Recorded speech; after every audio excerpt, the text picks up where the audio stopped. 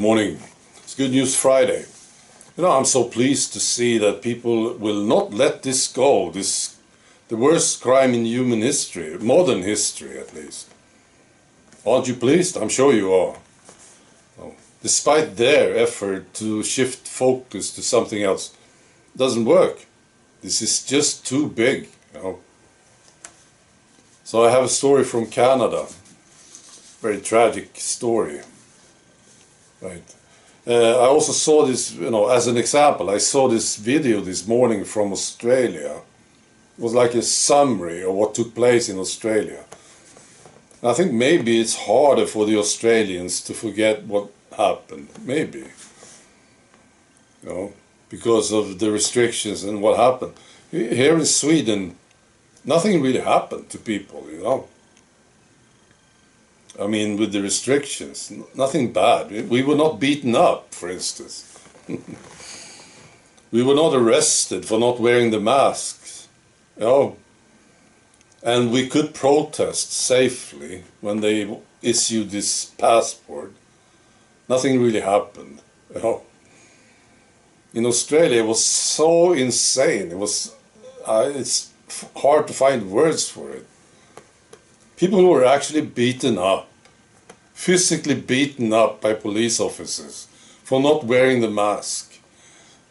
Police officers kicked at people lying down, you know. And people were arrested. It's so insane, isn't it? For not wearing a mask, covering their face. And, you know, rubber bullets. So people thought, this is bad, these restrictions, they are so bad. We want to protest. So they went out to protest. And the police came and fired at them with rubber bullets. Oh.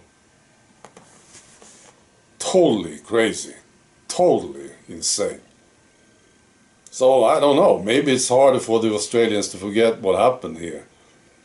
You know, similar with, you know, New Zealand, basically a lot of countries, UK, you know, Austria, Canada, United States. What happened? What did they do?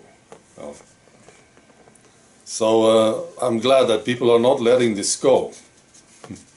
Oh, they're still here in Sweden. A lot of people are still talking about it. And I will do my best to remind them, we can't let this go. Of course not. These people need to be punished severely. You know, I would be happy to participate in the punishment. Absolutely. I'm not talking about big pharma only. No, no, no. Politicians, right? The authorities. Right. So I have this story from Canada. It's about a young boy. Let's see, what's his name? Here he is.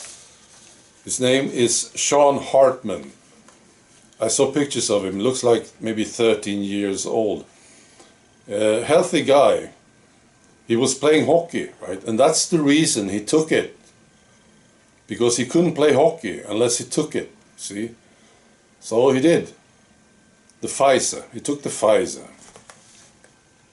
And something happened immediately. Like 4 days after the first injection, the father took him to the emergency room because he had dark, brown circles around his eyes, brown circles.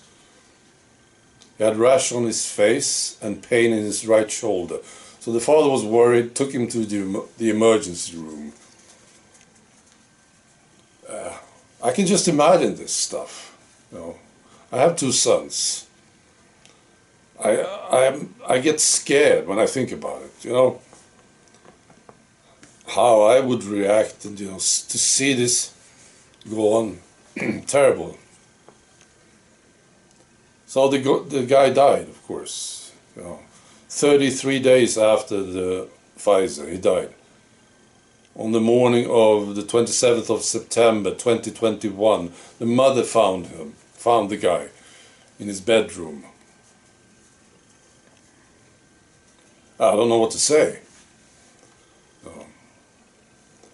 So then they asked for money from this fund, the Canadian Injury Support Program, and they didn't get any money from this fund. No? So then the father sued. Right? And this is an example of all the stuff that is going on right now. So the father sued Pfizer, $35.6 million in damages. And it's mainly because Pfizer didn't inform people about the risks properly. That's the main thing, I think. Somebody found that, spike proteins. There was this pathologist who determined that he died from the Pfizer. Ryan Cole did it. Right? They found spike protein in the adrenal glands. These are apparently just above the kidneys. He says the adrenal glands control your blood pressure. So if Sean's blood pressure dropped, he would have died. Right. So I'm just reading from this. With the standard of care, it was breached when they disregarded and misrepresented the results of the safety trials by providing an incorrect characterization of the efficacy data, discounting results of adverse events in the study, not highlighting all results and adverse events revealed in the studies conducted, and not stopping their administration on Canadians due to known safety concerns. Right. Improper product distribution when this thing was being sold. Right. Foreseeable risks exceeded the benefits associated with the product. It was more dangerous than ordinary consumers would expect. Of course, this is all true. We know this, right? Well, this young guy said, "Oh, you want to play hockey? Of course. Just take this thing. Is it safe? Yeah, more or less. We know some stuff about it, right? But we will not tell you." This is exactly what they did, right? We will hide this information from you.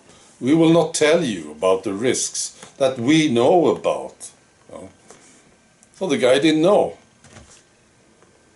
He's maybe 13 years old. How could he know? Now the father, of course, did a huge mistake, right? He should have looked into this, of course, before he said okay for the son to take it. Terrible. He's paying a big price for it now. I must feel awful. The information was available. See? So, but the father, I suppose, he just listened to mainstream media and these stupid experts and said, "Yeah, this is fine, just take it. You want to play hockey? Of course."